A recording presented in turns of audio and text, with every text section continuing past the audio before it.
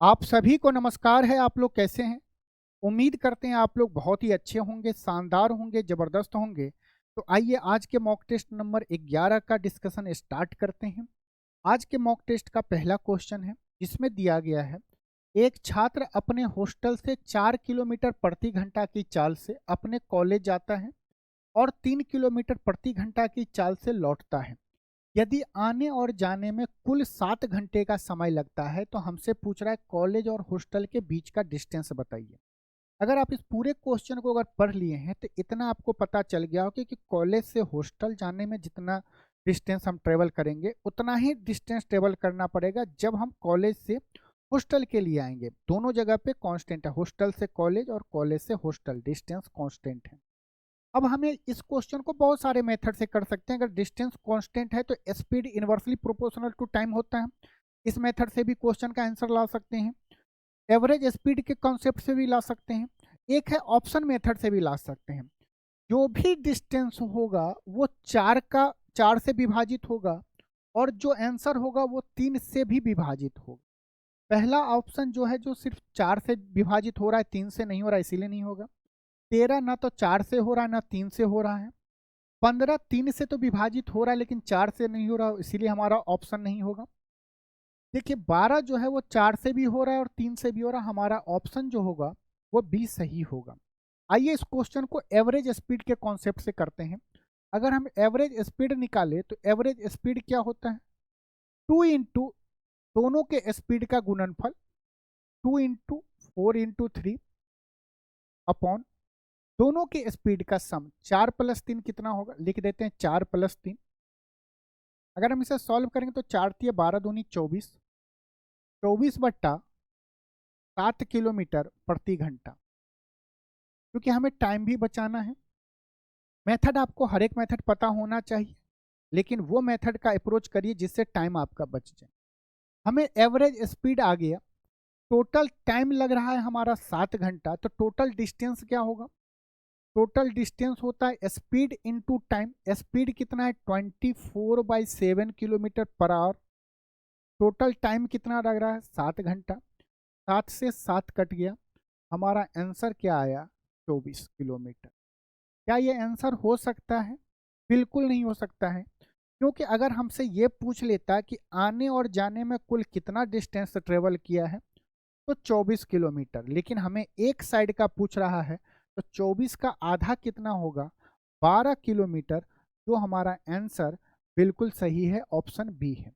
आप चाहे तो डिस्टेंस कांस्टेंट वाले कॉन्सेप्ट से भी करेंगे, आंसर वही आएगा। आइए नेक्स्ट क्वेश्चन पे चलते हैं। इस क्वेश्चन में दिया हुआ है, बहुत आराम से पढ़िएगा। क्वेश्चन अगर समझ लेंगे तो आधा सॉल्यूशन तो क्वेश्चन में ही छुपा हुआ है। रूपट ने 4600 रुपया में एक पुराना टीवी खरीदा है। पुराने टाइम का टीवी होगा और पुराना बंदा भी होगा। इसको ठीक करवाने के लिए उसने कुछ रुपया और पैसा खर्च किया। 4600 में खरीदा है, उसमें कुछ और पैसा लगाया और वो टीवी खराब होगा, उसको ठीक कर लिया। अब क्या क्या उस टीवी को 5406 रुपया में बेच दिया है। 5406 रुपया में बेचने के बाद उसे 6% का लाभ हुआ है। लाभ 4600 पे नहीं, जब उस टीवी को ठीक किया होगा तो उसमें भी कुछ पैसा लगा होगा। तो बोल रहा है कि 5406 में बेचने पर 6% का लाभ हो रहा है, तो रूपट ने टीवी ठीक करवाने में कितना खर्च किया होगा। तो हमें बताना है कि वो कॉस्ट कितना होगा, कैसे कैलकुलेट करेंगे। देखिए 5406 में बेचने पे 6% का लाभ हो रहा है। अगर कॉस्ट प्राइस 100 होगा तो 6% मतलब कि सेलिंग प्राइस कितना हो जाएगा?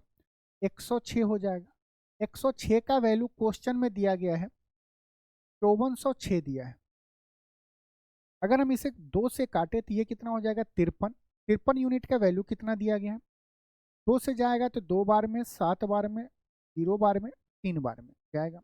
अब 53 से हमें इसे भाग देना है। ये देखिए यहाँ पे यूनिट डिजिट पे 3 है, 3 में किस संख्या से गुना करें तो 3 आ जाएगा। ये यूनिट डिजिट पे देखिए तो आप बोलेंगे 3 में अगर हम 1 से गुना करेंगे तो 3 आ।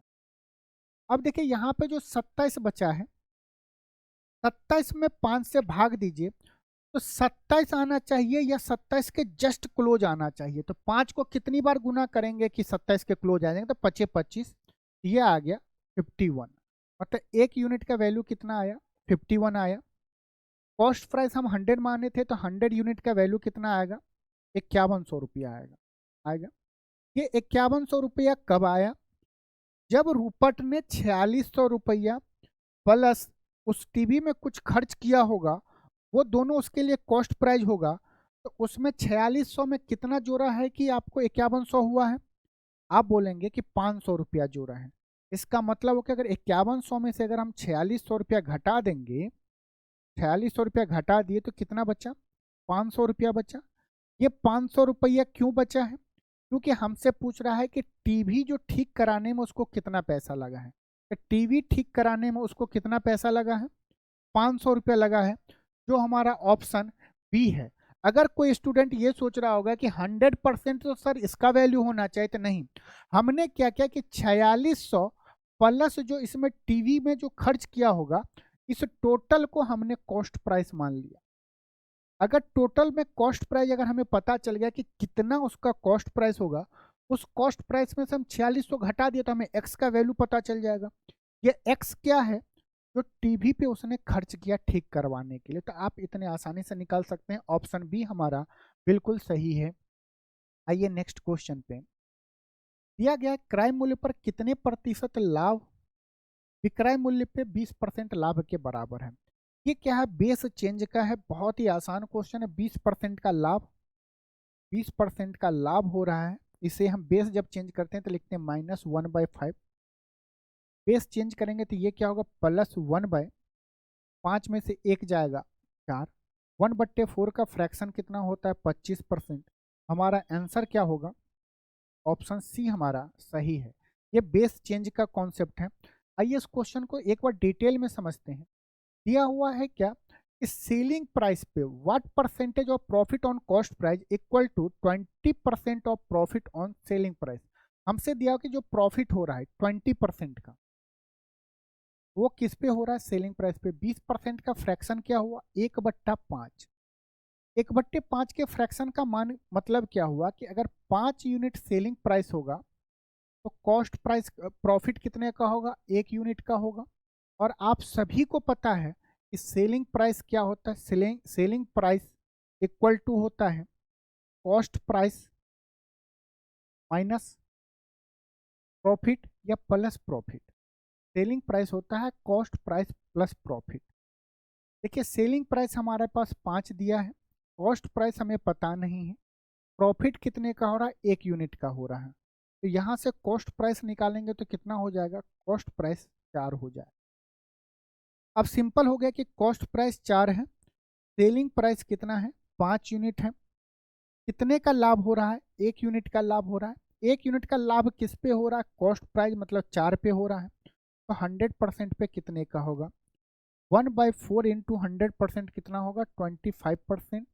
अगर बेस चेंज का कॉन्सेप्ट आपको पता है तो 2 लाइन में लिखेंगे, नहीं पता है तो थोड़ा सा आपको लिखना पड़ेगा, 5 में से 1 घटाना पड़ेगा कॉस्ट प्राइस निकालने के लिए। क्योंकि एंड में हमसे पूछ रहा है कि अगर सेलिंग प्राइस पे 20% का प्रॉफिट हो रहा है तो कॉस्ट प्राइस पे बताना है। एक्चुअली में हम लोग जब भी प्रॉफिट परसेंटेज डिफॉल्ट निकालते हैं, प्रॉफिट हो या लॉस, वो कॉस्ट प्राइस पे निकालते हैं।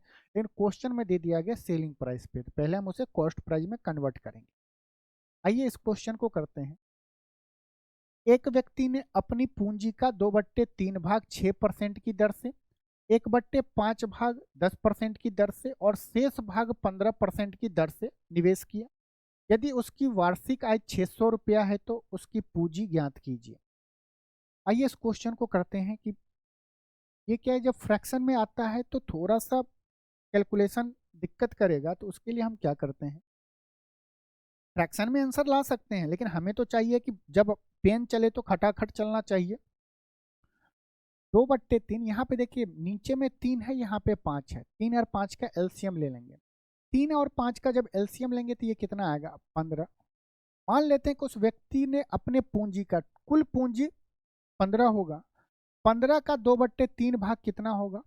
15 का 2/3 भाग, हम कैसे 2/3 भाग में, 15 का 2/3 भाग कितना होगा? 3 से 15 कटेगा 5 बार में, तो ये हो जाएगा 10।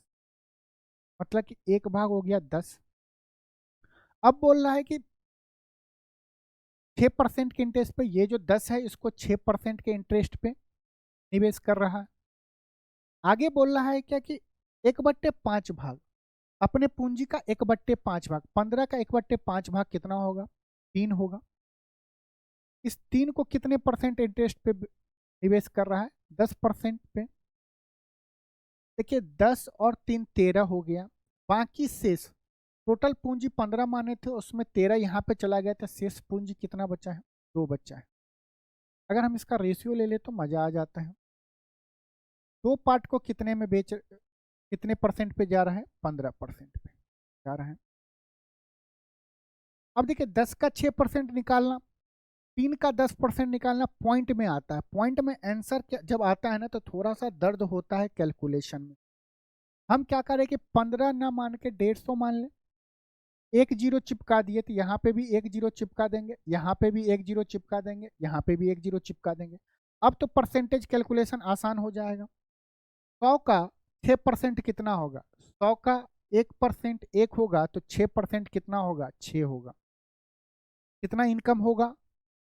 6 यूनिट। 30 का 10% कितना होगा? एक जीरो गायब करेंगे तो 3 होगा। ये सब रेशियो में है। 20 का 15% कितना होगा? देखो 15% निकालना अगर मुश्किल है तो 20 का 10% निकालो। 10% मतलब कि इस साइड से आएंगे, एक जीरो हटा देंगे तो 2 होगा। 10% अगर 2 है तो 5% कितना होगा? 1 है। हमें 15% निकालना है तो 15% कितना होगा?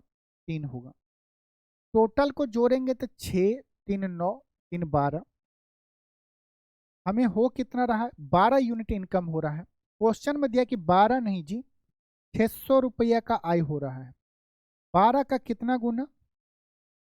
50 गुना। 12 का 5 गुना पे एक जीरो चिपकाना है। हमने, मेरे पास पूंजी कितना था? 150।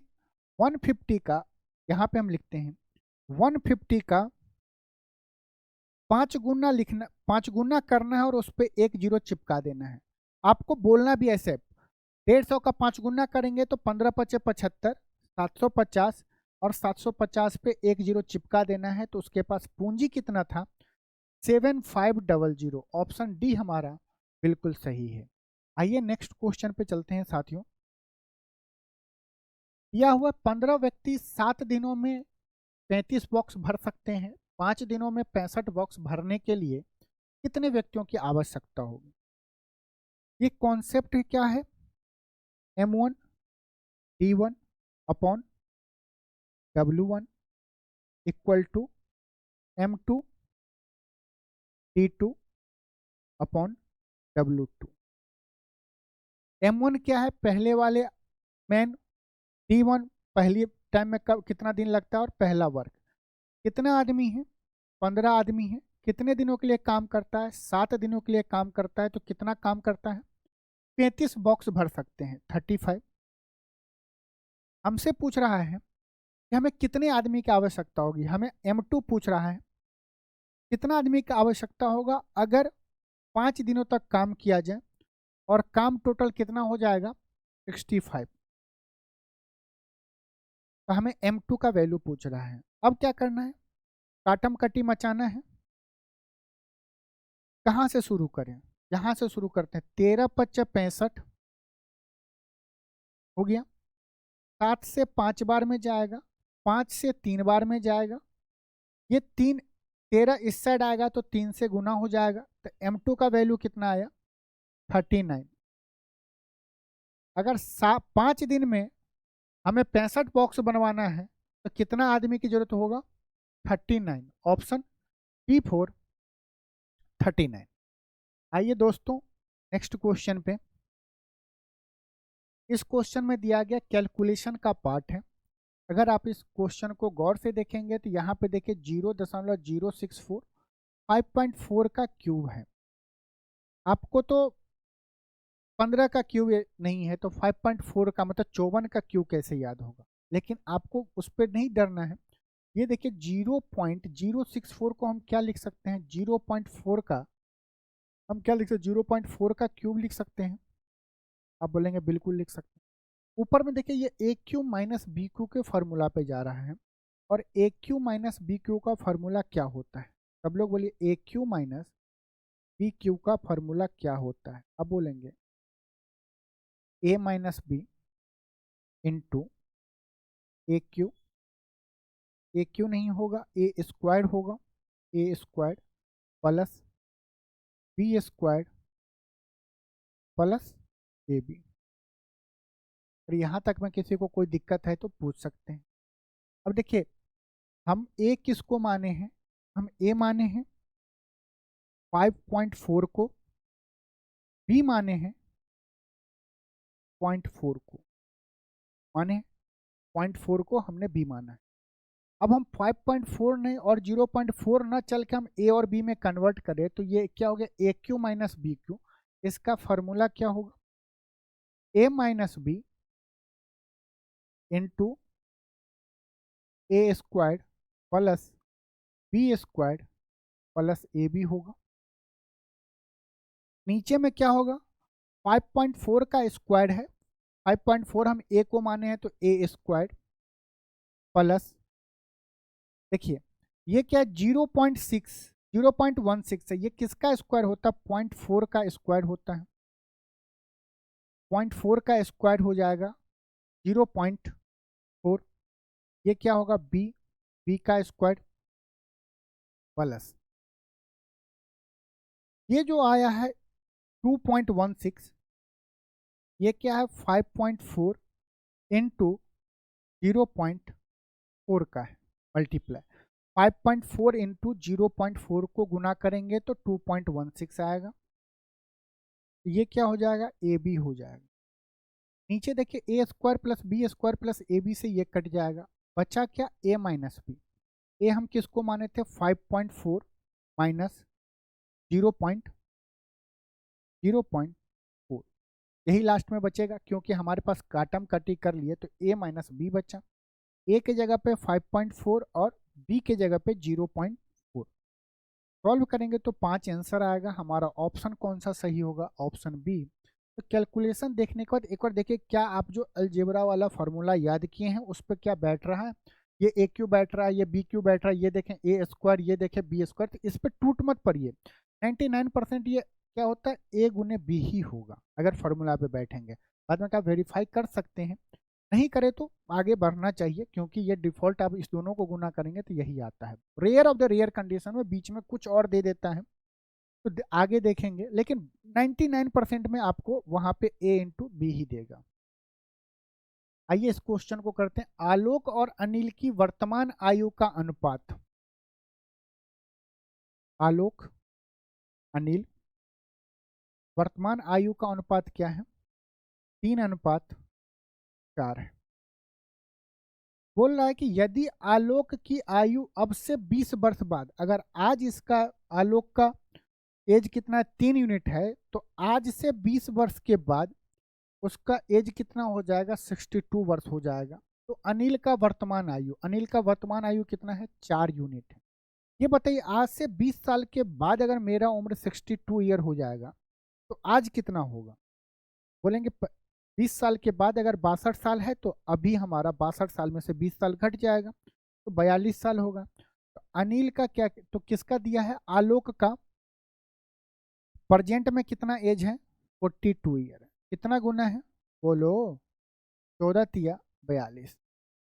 अनिल का हमसे वर्तमान एज पूछ रहा है तो ये भी क्या होगा 4 का 14 गुना 28 का डबल 56। ऑप्शन डी हमारा सही है। क्वेश्चन को समझे, नहीं समझे तो एक बार वीडियो को फिर से रिपीट करके देख लीजिएगा कि 62 साल 20 वर्ष के बाद, आज से 20 साल के बाद अगर हमारा एज 62 वर्ष हो गया तो आज कितना, अगर आज हम 42 साल के होंगे तभी तो 20 साल के बाद हमारा एज 62 साल होगा। हम बोले 10 साल के बाद हमारा एज क्या होगा, आज से, आज 42 है तो 10 साल का 52 साल हो जाएगा। आइए cos x plus 1/cos x equal to 2 दिया है, cos to the power nx plus 1/cos to the power nx क्या होगा। देखिए यहाँ पे अगर आप अलजेब्रा पढ़े होंगे तो ये x plus 1/x equal to 2 है। अगर हम cos x इक्वल टू अगर हम 1 मान लें, ये क्या होगा 1 प्लस 1/1 2 होगा। 1 प्लस 1/1 1 होता है, 2 equal to 2 LHS equal to RHS। कब, जब cos x इक्वल टू हम 1 मान लिए। अब हमसे पूछ रहा cos एन एक्स का वैल्यू पावर एन है, तो हम क्या 1 to the power n plus 1/1 to the power n क्या होगा। 1 के पावर कुछ भी हो प्लस 1 के पावर ऑड हो या इवन हो तो आंसर 1 ही आएगा। नीचे भी 1 के पावर एन, एन चाहे ऑड हो या इवन हो 1 ही आएगा, तो 1 प्लस 1 कितना होगा, 2 हो जाएगा। हमारा आंसर क्या हो गया, ऑप्शन सी हमारा बिल्कुल सही है। आइए दोस्तों नेक्स्ट क्वेश्चन पे चलते हैं। नेक्स्ट क्वेश्चन में दिया 1/5 इंटू 6, 1/6 इंटू 7, 1/7 इंटू 8, 220 टर्म तक जा रहा है, तो उस सबको हमें जोड़ना है। हम इस चीज को कैसे जोड़ेंगे, देखो हमें ये तो नहीं पता कि 20वां टर्म कौन सा है, निकालेंगे कैसे, करते जाएंगे। क्या अगला टर्म क्या होगा 8, 1/8 इंटू 9, उसके अगला टर्म क्या होगा 1/9 इंटू 10, ऐसे करते करते हमें जाना पड़ेगा। अगर हम 20वां टर्म निकालना चाहें तो हमारा उसका फॉर्मूला क्या होता है कि देखिए, अगर हम 5 से चलें, 5 को अगर हम पहला पद मानेंगे, फर्स्ट टर्म मानेंगे, तो इसका 20 टर्म कितना होगा, 20वां टर्म क्या होगा। 20वां टर्म निकालने के लिए हम क्या करते हैं कि फर्स्ट टर्म क्या है 5 प्लस एन के जगह पे क्या है, या हम कौन सा टर्म निकाल रहे हैं T20, 20वां टर्म निकाल रहे हैं। फर्स्ट टर्म 5 प्लस एन के जगह पे क्या है 20 माइनस 1 इंटू डी। डी क्या है हमारे पास, कॉमन डिफरेंस, 5 और 6 के बीच का अंतर कितना है, 1 का है, 1 हो गया।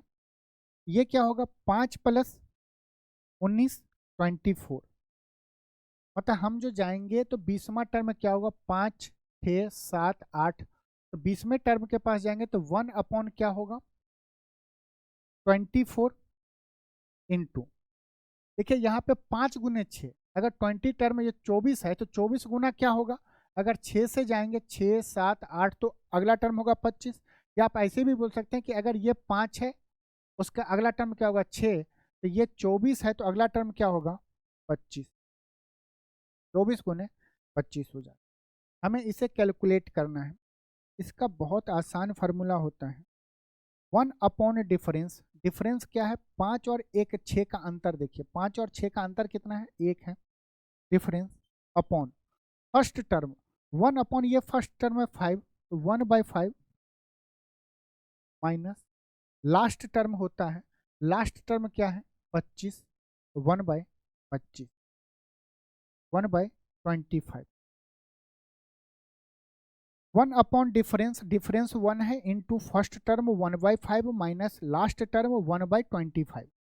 जब हम इसे सॉल्व करेंगे तो एलसीएम क्या आएगा 25, 5 माइनस 1 गया 4 आया, 4/25, और जब 4 25 से नीचे भाग देना है तो ऊपर नीचे 4 से गुना कर देते हैं तो कैलकुलेशन आसान हो जाता है। ऊपर हो जाएगा 16, नीचे हो जाएगा 100, इसका मतलब हुआ कि ऊपर जाएगा तो ये दशमलव के बाद 2 डिजिट होगा, 0.16। हमारा आंसर क्या होगा, ऑप्शन ए। हम या तो 6 से चले जाएं, आप जो पूछ रहे हैं हम अगर 6 से जाएंगे, अगर 6 को फर्स्ट टर्म मानेंगे तो 20वां पद क्या होगा 25 होगा, हम किसी एक को लेके चलते हैं 5 6 7 8, तो 20वां टर्म क्या होगा 24, 6 से लेके चलेंगे तो 6 7 8, 20वां पद क्या होगा 25। हमें निकालना है सम ऑफ 20 टर्म इस सीरीज का, तो difference 1 by difference into first term, first term क्या है 1/5। इसको देखो एक्चुअली हम जो लिखते हैं ना 1/5 इंटू 6, इसको हम लिखते हैं 1/5 माइनस 1/6, ये फर्स्ट टर्म हो जाता है। लास्ट में जाएंगे तो हम लिखेंगे 1/24 माइनस 1/25, बीच में सबका खेला खत्म हो जाता है, बस बचता है 1/5 माइनस 1/5। ठीक है, इतना ही है। इतना क्यों देखना, जब आपको ये चीज़ पता है आप सॉल्व कर लेंगे, आंसर क्या आएगा, ऑप्शन ए हमारा सही होगा। आइए इस क्वेश्चन को करते हैं। वह बड़ी से बड़ी संभव लंबाई ज्ञात कीजिए जिसका उपयोग 220 सेंटीमीटर, 260 सेंटीमीटर और 300 सेंटीमीटर की लंबाई को पूर्णतः मापने के लिए किया जा सकता है। हमसे पूछ रहा है कि ये हमें नापना है, तो ऐसा मैक्सिमम कौन सा हम स्केल लें, मैक्सिमम स्केल जिससे इसको भी नाप सकते हैं, इसको भी नाप सकते हैं, इसको भी नाप सकते हैं। उसका मतलब कि वो नंबर जिससे ये भी कटेगा, ये भी कटेगा, ये भी कटेगा। इसका मतलब क्या है कि वो ऐसा चीज हमसे पूछ रहा है कि HCF निकालो। HCF क्या होता है, वो मैक्सिमम नंबर, वो मैक्सिमम वैल्यू जिससे दिए गए नंबर पूरी तरह से विभाजित हो जाए। तो 220, 260, 300 का HCF क्या होगा, निकाल लो। ऑप्शन से जाओगे तो देखो 20 से भाग हो रहा है, 220 हो रहा है, 260 भी हो रहा है, 300 भी हो रहा है। 15 से ये भाग नहीं हो रहा है। क्यों नहीं हो रहा है, क्योंकि 15 में 3 है और इसका सम ऑफ डिजिट 4 है, नहीं हो रहा है। 6 2 8 ये भी नहीं हो रहा, तो ये हमारा ऑप्शन नहीं होगा। 25 से देखो लास्ट का टर्म 0 होना चाहिए, लास्ट के 2 डिजिट 0 होना चाहिए, या लास्ट का जो 2 डिजिट होगा वो 25 से विभाजित होना चाहिए। लास्ट के 2 जीरो क्या है, 25 से लास्ट के 2 डिजिट जो है वो 20 है, जो 25 से विभाजित नहीं। तो 20 भी हो रहा है, 10 भी हो रहा है, हमसे मैक्सिमम पूछ रहा है। तो कौन सा 10 और 20 में मैक्सिमम कौन है, 20 है। बाकी आप इस दोनों का डिफरेंस लेंगे तो 40 आएगा। 40 से हम विभाजित करके देखेंगे तो 40 से ये 30 नहीं हो रहा है। 40 का हम अगर फैक्टर करेंगे तो 2 गुना 20 लिखेंगे। 2 से सब हो रहा है विभाजित, 20 से सब विभाजित हो रहा है, लेकिन HCF में हम मैक्सिमम नंबर निकालते हैं, हाईएस्ट कॉमन फैक्टर निकालते हैं। तो क्या होगा, 20 जो हमारा ऑप्शन क्या है, ए हमारा सही है। तो ऑप्शन से भी जा सकते हैं या HCF निकाल के जा सकते हैं। इस सब का HCF क्या होगा, 20, हाईएस्ट कॉमन फैक्टर होता है। चलिए नेक्स्ट क्वेश्चन, आइए इस क्वेश्चन को करते हैं। A10 alpha equal to be दिया गया है, तो हमसे कॉस अल्फा पूछ रहा है। देखो 10 अल्फा क्या होता है, 10 अल्फा क्या होता है, अगर हम यहाँ से निकालें बी बाई ए, रेशियो में क्या होता है, परपेंडिकुलर बाय बेस होता है। पी का वैल्यू बी है और बेस बी का वैल्यू ए है। अगर हम यहाँ से एच निकालें तो एच क्या होगा, under root P square plus B square. P के जगह पे बी स्क्वायर और पी के जगह पे बी स्क्वायर और बी के जगह पे ए स्क्वायर। हमसे पूछ रहा है कॉस अल्फा। कॉस अल्फा क्या होता है, बेस अपॉन हाइपोटेनस।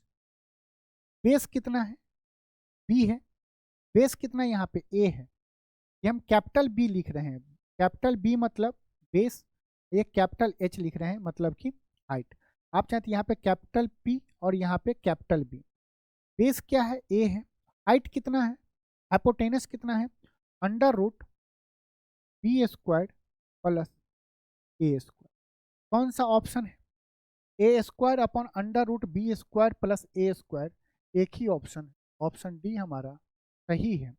आप मौखिक तौर पे भी कर सकते हैं कि देखेंगे कि नीचे में h के जगह पे कौन सा ए स्क्वायर प्लस बी स्क्वायर का। नेक्स्ट क्वेश्चन देते हैं, देखते हैं। यहाँ पे x प्लस 1/x का वैल्यू दिया गया √29। हमसे पूछ रहा है x माइनस। अगर आपको इसका फॉर्मूला पता होगा बहुत आसानी से निकाल सकते हैं। अगर मान ले x plus 1/x equal to k होता, हम x माइनस 1/x फाइंड करना रहता तो हम कैसे निकालते हैं। x प्लस 1/x के जगह पे हम मानते हैं कि k है, तो ये हो जाता k का स्क्वायर माइनस 4। k की जगह पे क्या है, √29। √29 का स्क्वायर क्या होगा, 29 माइनस 4। 29 में से 4 जाएगा तो 25। 25 का स्क्वायर रूट कितना होगा, 5। हमारा आंसर कौन सा होगा, ऑप्शन से। बस आपको ये याद रखना है कि x प्लस 1/x दिया हो तो x माइनस 1/x निकालेंगे, तो स्क्वायर रूट करेंगे, जो नंबर दिया गया प्लस वाले में उसका स्क्वायर करेंगे, उसमें से 4 घटा देंगे, वही हमारा आंसर। वह छोटी से छोटी पूर्ण वर्ग संख्या ज्ञात कीजिए जो 2, 5, 7, 8 और 10 में से प्रत्येक से पूर्णतः विभाजित हो। एलसीएम लेके आप कर सकते हैं। अगर ऑप्शन पे गौर करें तो देखिए यहाँ पे 3 जीरो है। अगर ये परफेक्ट स्क्वायर नंबर होगा तो 3 नहीं, या तो 2 जीरो होना चाहिए या 4 जीरो होना चाहिए। क्योंकि अगर 10 का अगर हम स्क्वायर करेंगे, 10 का स्क्वायर करेंगे तो 100 आएगा। और अगर 100 का स्क्वायर करेंगे तो एक पे 4 जीरो, अगर 2 जीरो का डबल हो जाएगा 4 जीरो। स्क्वायर करने पे तो कभी भी 3 नहीं आएगा, नहीं होगा। वैसे 1900 परफेक्ट स्क्वायर नंबर नहीं। 186 186 क्या किसी का स्क्वायर है? बिल्कुल भी नहीं है। 192 नहीं है। 196 हाँ है, किसका? 14 का स्क्वायर है। एक ही ऑप्शन है जो परफेक्ट स्क्वायर नंबर है, तो हम फिर क्यों करें? बाकी आपको करना होगा तो इसका एलसीएम ले लेंगे। एलसीएम में जो जो डिजिट 2 बार होगा, जो जो फैक्टर उसका 2 बार होगा, उसको काउंट करेंगे। जो 2 बार नहीं होगा उसे आप 2 बार कर देंगे। ऑप्शन से आप चले जाइए। अगर मान लीजिए 2 होता, 2 ऑप्शन परफेक्ट स्क्वायर होता, तो हम विभाजिता के नियम क्वेश्चन लगा के क्वेश्चन को हम चेक करते हैं और ऑप्शन को एलिमिनेट कर देते हैं।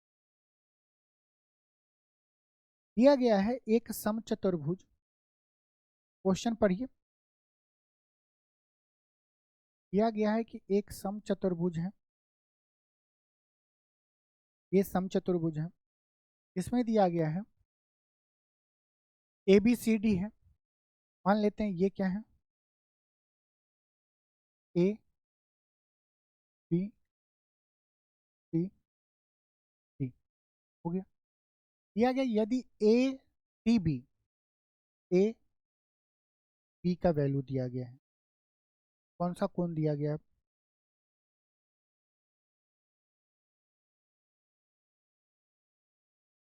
ए सी बी का वैल्यू हमें दिया गया है, कितना है?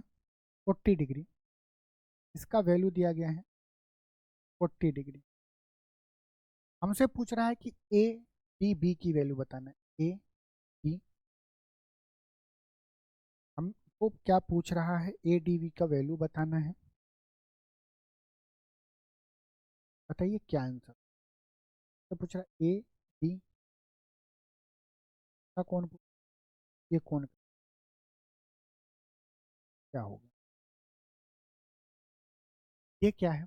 रोम्बस है। रोम्बस का खासियत क्या होता है कि हर एक साइड क्या होते हैं, ये दोनों साइड पैरेलल हैं, ये पैरेलल।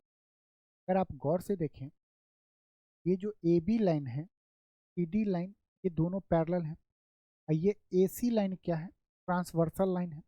ट्रांसवर्सल लाइन, ये दो पैरेलल लाइन को अगर ट्रांसवर्सल लाइन काट रही है, तो इसके जो एकांतर कोण होते हैं वो इक्वल होते हैं। तो अगर ये 40 होगा तो ये कितना होगा?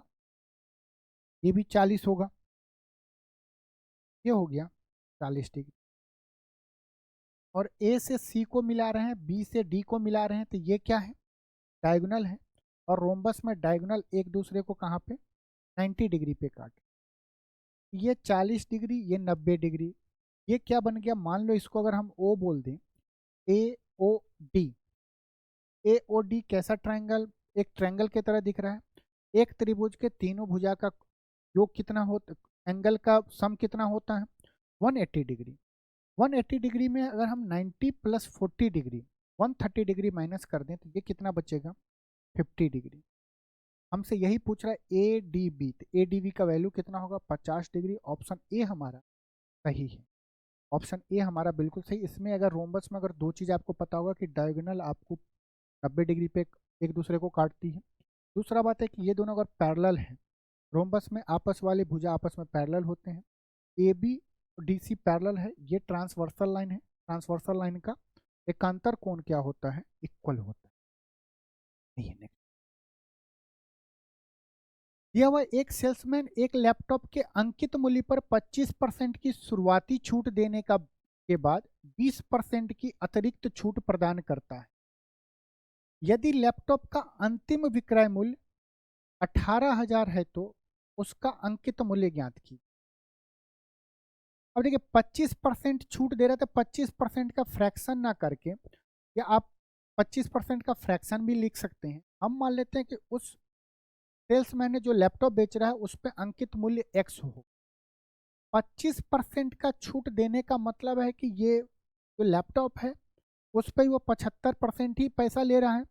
75% फ्रैक्शन का मतलब क्या हुआ कि 3/4। क्यों? क्योंकि 25% होता है 1/4। 4 के वस्तु पे 1 का छूट दे रहा है, मतलब कि 3/4 हो जाए।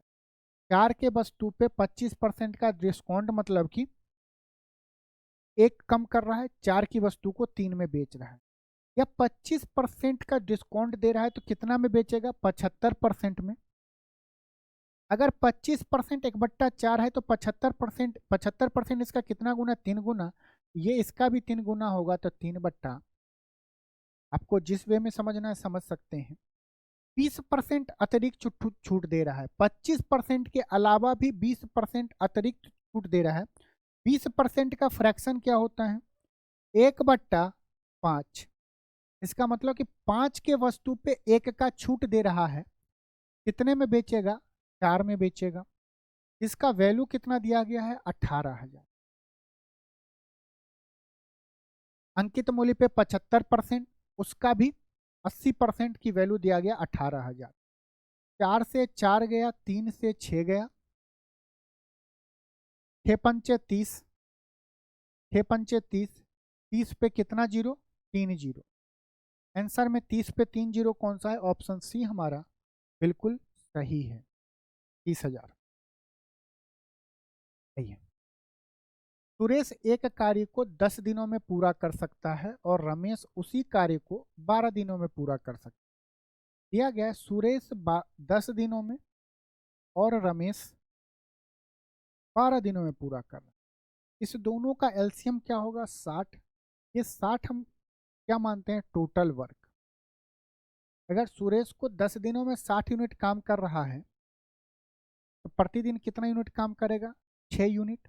रमेश 12 दिन में 60 यूनिट कर रहा है तो प्रत्येक दिन कितना करेगा, 5 यूनिट। आगे हमसे क्वेश्चन में पूछ रहा है कि उन दोनों के द्वारा 4 दिन तक एक साथ काम किया गया। अगर सुरेश और रमेश 4 दिन तक काम करेंगे तो टोटल वर्क मतलब कितना काम कर लेंगे, कितना वर्क हो जाएगा, तो बोलेंगे एक दिन में 6 5 11 यूनिट करता है एक दिन में, तो 4 दिन में कितना करेगा, 44 यूनिट। 44 यूनिट काम कंप्लीट कर देगा। हमसे पूछ रहा है 4 दिन तक एक साथ कार्य करने के बाद कार्य का कितना भाग शेष बच गया है। 4 दिन में 44 यूनिट काम हो गया है, रिमेनिंग काम कितना बचा है, तो बोलेंगे आपके टोटल वर्क 60 था, 60 में से 44 गया तो 16 यूनिट बचा, 16 बचा, रिमेनिंग तो 16 ही बचा।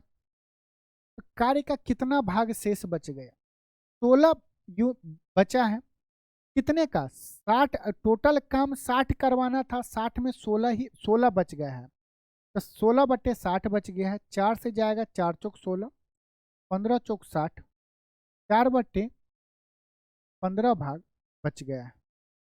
हमारा आंसर क्या होगा, ऑप्शन डी हमारा सही होगा। आइए नेक्स्ट क्वेश्चन में चलते हैं।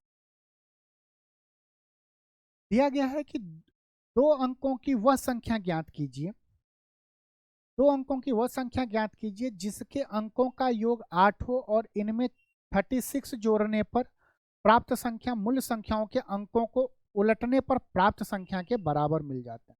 ये सब टाइप के क्वेश्चन जो मिलते हैं इसे ऑप्शन से एलिमिनेट करके आंसर लगाने का कोशिश करें। दोनों जिसके दोनों अंकों का योग क्या है, 8 है, 7 1 8, 5 3 8, 6 2 8, 6 2 8, पहले से तो नहीं कर, दूसरे में। और इनमें 36 जोड़ने पे प्राप्त संख्या मूल संख्या के अंकों का उलटने पर प्राप्त संख्या के बराबर है। क्या बोल रहा है, इनमें अगर 36, इन संख्या में अगर हम 36 जोड़ दें तो जो भी मूल संख्या होगा उस संख्या को पलटेंगे। जैसे मान लीजिए एक एग्जाम्पल दे रहे हैं, 71 है, अगर हम इसमें 36 जोड़ देंगे तो जो भी संख्या, जब 36 हम जोड़ देंगे तो जो संख्या मिलेगा वो 17 होगा। अब बताइए 71 में अगर हम 36 जोड़ेंगे तो 17 मिलेगा, तो नहीं मिलेगा। अगर हम 62 में अगर हम 36 जोड़ें, 62 में अगर हम 36 जोड़ेंगे तो कितना मिलेगा, 6 2 8, 6 3 9, जबकि क्वेश्चन में बोल रहा है कि उस जो मिलेगा वो 26 मिलना चाहिए। 62 में 36 जोड़े तो 26 मिलेगा, ये भी नहीं होगा।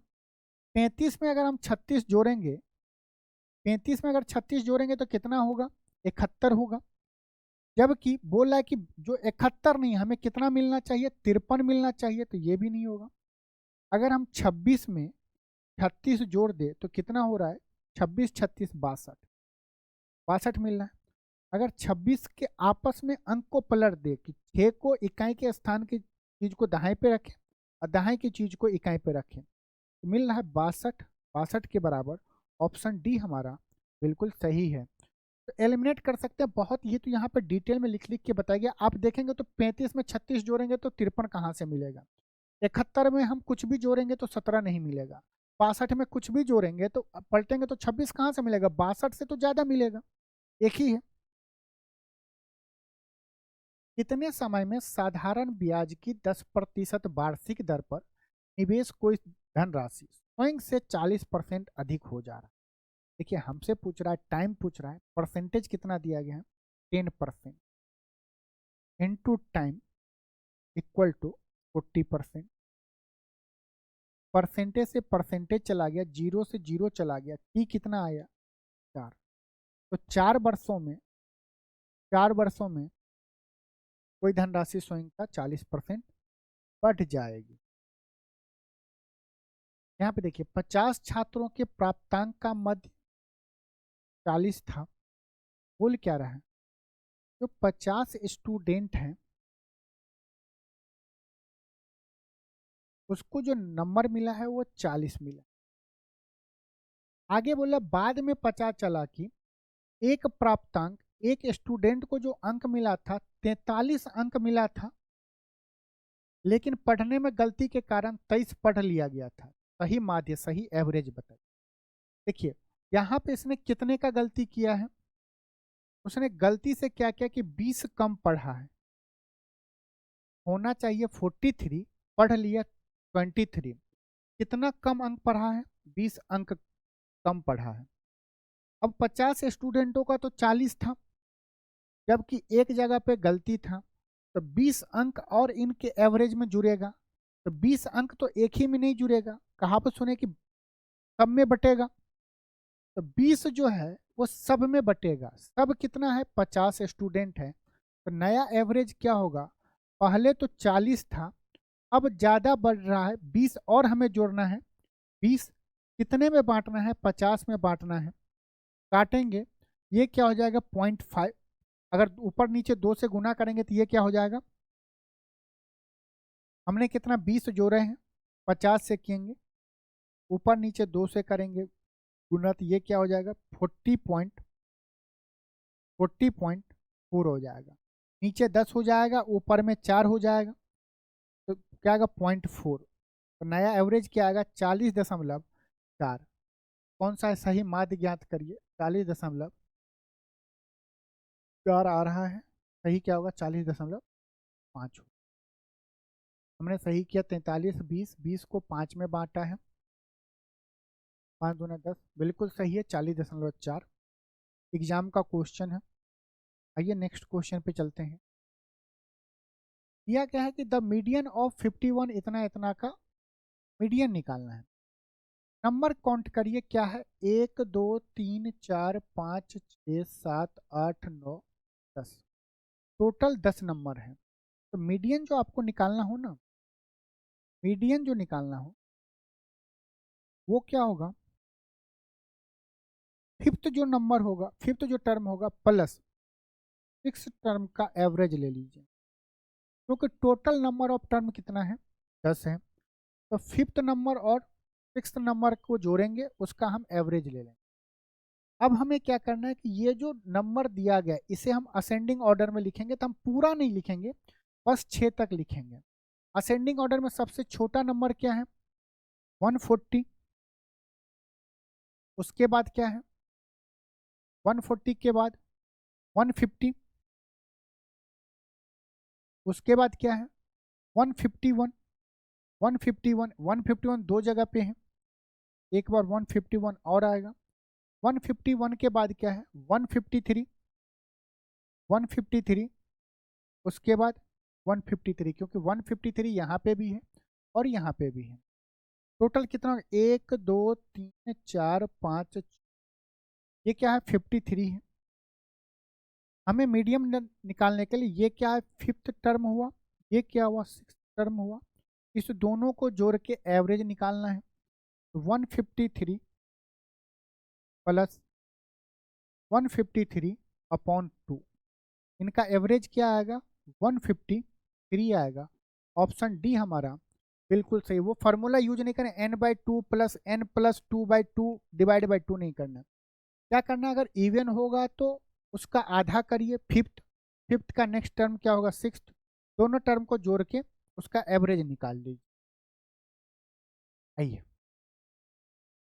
दो धनात्मक संख्याओं का अनुपात दिया गया है और उनके एलसीएम और एचसीएफ का दिया गया, तो संख्याओं का योग बताइए। रेशियो दिया गया तो हम क्या मानेंगे? 7x into 9x। दो संख्याओं का गुणनफल क्या आ गया? दो संख्याओं का हमने गुणनफल कर दिया, उनके एलसीएम दिया गया। एलसीएम का तो क्या होता है? दो संख्याओं का गुणनफल बराबर होता है एलसीएम इंटू एचसीएफ, और उस दोनों का गुणनफल कितना दिया गया? 252 के डबल जीरो दिया गया। अगर हम 9 से काटे तो ये कटेगा, 9 तिया 27, यहाँ पे बचेगा क्या? नहीं, 9 दूनी 18, ये यहाँ पे क्या है? 25200, हमें ये 35 दिख रहा था। 9, 9 दूनी 18, दो बार में जाएगा, यहाँ पे क्या बचेगा? 7 बचेगा, 9 8 72। फिर हम 7 से काटेंगे, 7 चौक 28, ये एक्स स्क्वायर कितना आया? 400। एक्स का वैल्यू कितना आएगा? 20 आएगा। हमसे क्या पूछ रहा है? संख्याओं का योग बताइए। संख्या क्या है? 7x और 9x, तो दोनों संख्याओं का योग कितना होगा? 7x plus 9x 16x।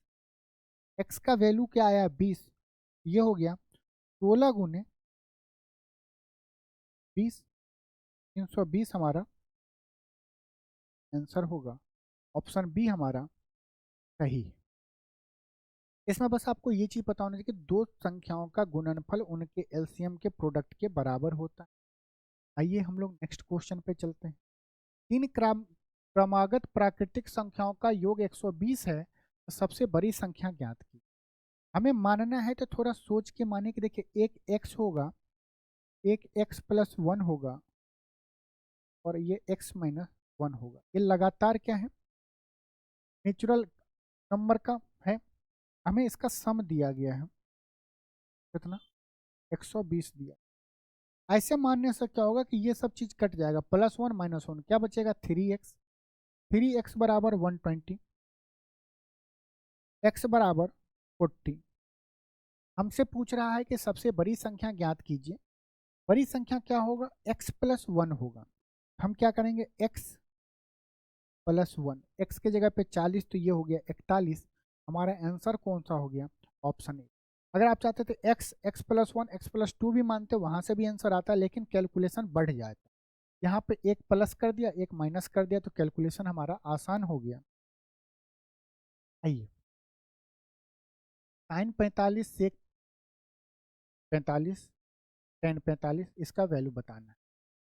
देखो, जिनको जिनको अगर ये चीज़ नहीं पता है एंगल का वैल्यू, तो एक बार ये ट्रायंगल आप लोग को याद कर लो फिर से, क्योंकि हम अक्सर, अगर ये वैल्यू आपको पता हो जाए तो बहुत मज़ा आ जाता है। ये 30 डिग्री होगा,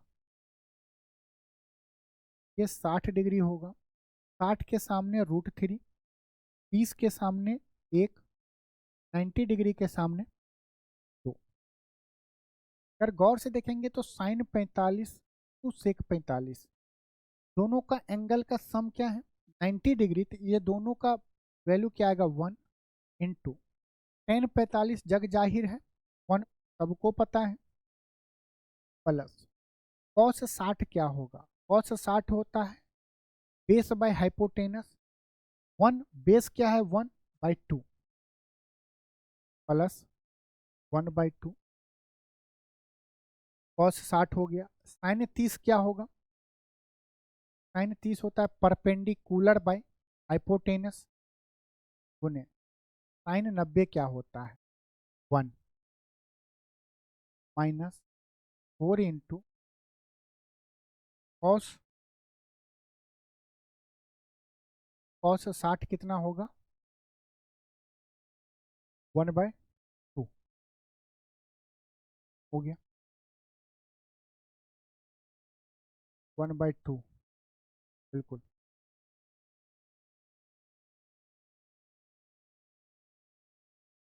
टेन 45 का वैल्यू 1 होता है 1/√2। अब जब हम इसे सॉल्व करेंगे तो ये क्या होगा 1 + 1/4 माइनस 1/2। 1/4 1 में से 1/2 जाएगा तो क्या बचेगा 1/2 1/2 + 1/4 क्या आएगा 3/4 आएगा। अगर आपको आंसर पता, अगर हर एक का एंगल पता होगा आसानी से आप कैलकुलेट कर सकते हो, नहीं तो ये ट्रायंगल आप याद रखिएगा 30 के सामने 1, 60 के सामने √3, 90 के सामने 2, तो साइन 30 और साइन 60 वाला याद हो जाएगा। आइए नेक्स्ट क्वेश्चन देखते हैं। एक 150 मीटर लंबी रेलगाड़ी और एक 120 मीटर चौड़ी नहर को 7 सेकेंड में पार कर सकती है, तो रेलगाड़ी का स्पीड बताइए। स्पीड क्या होता है डिस्टेंस अपॉन टाइम।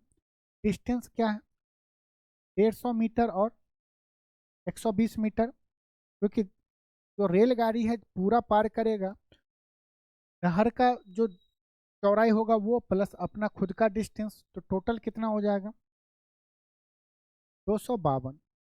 252 कितने सेकेंड में 7 सेकेंड में। जब हम इसे काटेंगे 7 × 21 7 × 42 मीटर पर सेकेंड। क्योंकि नहर ऐसा होगा इसके ऊपर में ब्रिज बना होगा, ट्रेन यहाँ से आएगी और ट्रेन अपने स्पीड के साथ यहाँ तक जा रही है। जब तक ट्रेन यहाँ पे ना पहुँच जाएगी तब तक वो पूरा डिस्टेंस कवर नहीं कर पाएगा। तो टोटल डिस्टेंस क्या होगा नहर का डिस्टेंस प्लस ट्रेन का खुद का डिस्टेंस, तो डिस्टेंस अपॉन टाइम। 2 मीटर भुजा वाले घन का कुल पृष्ठीय क्षेत्रफल क्या होता है। क्या होगा surface area. Total surface area cube का क्या होता है 6a²। ये क्या है साइड है, साइड का वैल्यू 4 दिया गया है, 2 दिया गया है, 2 का स्क्वायर कितना होता है 4, तो ये हो गया 624 स्क्वायर। ये सब क्वेश्चन ऐसे हैं ना कि अगर आपको फार्मूला याद नहीं होगा तो आप कुछ भी कर लीजिएगा, आंसर पे आप नहीं पहुंच सकते। तो आपको फार्मूला भी याद रखना है, जो क्लास में हो गया है उसे आप फार्मूला एटलीस्ट याद रखिए, तो मेंसुरेशन में बहुत सारे चीज़ फार्मूले पे ही हो जाते हैं। देखिए 3 कक्षाओं में छात्रों की संख्या का अनुपात दिया गया है।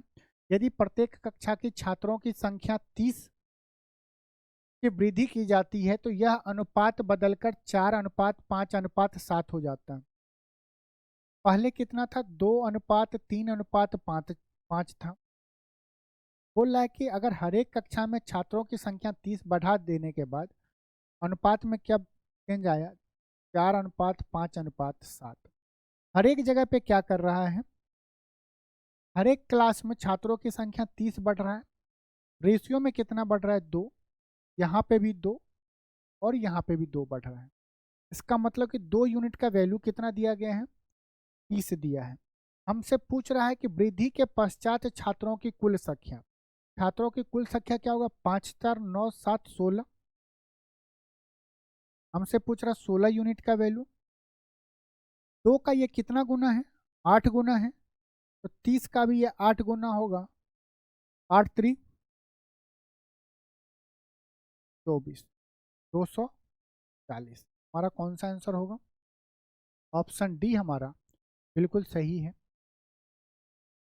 आइए नेक्स्ट क्वेश्चन पढ़ते हैं, जिसमें दिया गया कि 10,000 की राशि पर 10% वार्षिक ब्याज की दर से 3 वर्ष की चक्रवृद्धि ब्याज ज्ञात कीजिए। बताइए कि कौन ये क्वेश्चन को सेकेंडों में सॉल्व कर सकता है।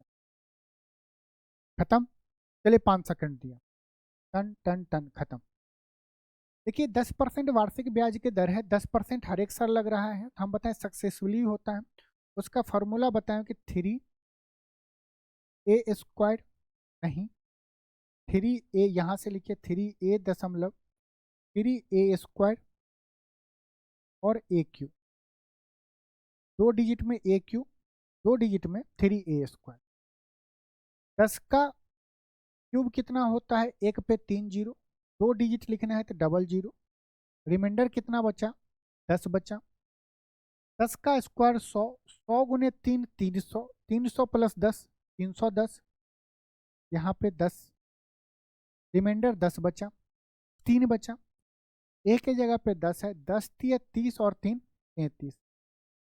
ओवरऑल इंटरेस्ट कितना होगा, 33.1000%।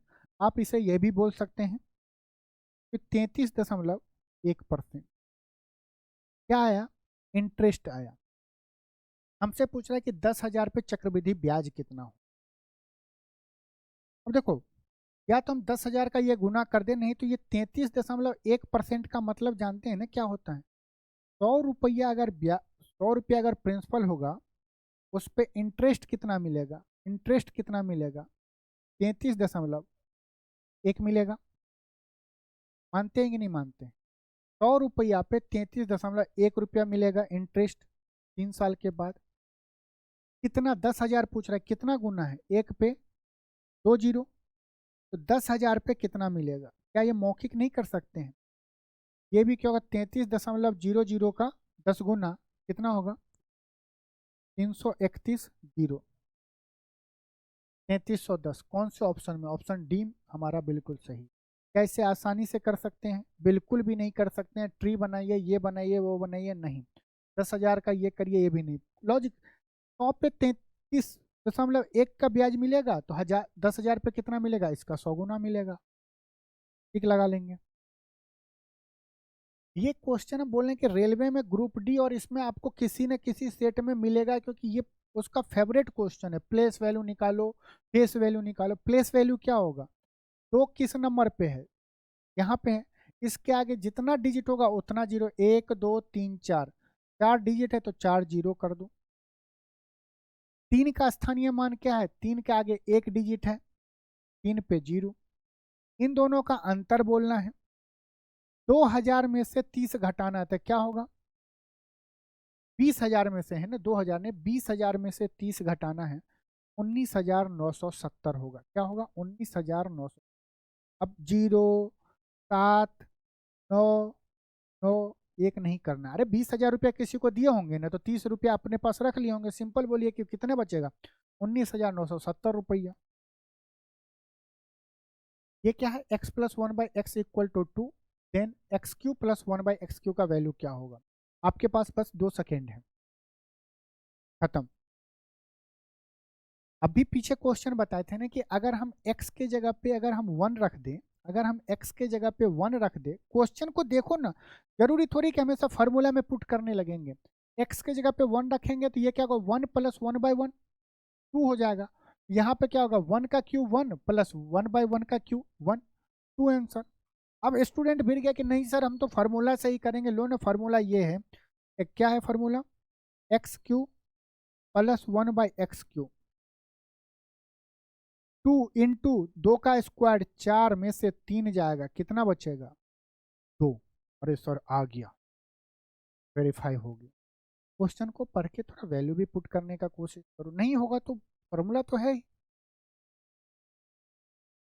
आज का आखिरी क्वेश्चन, कौन करेगा, होमवर्क में दे दें।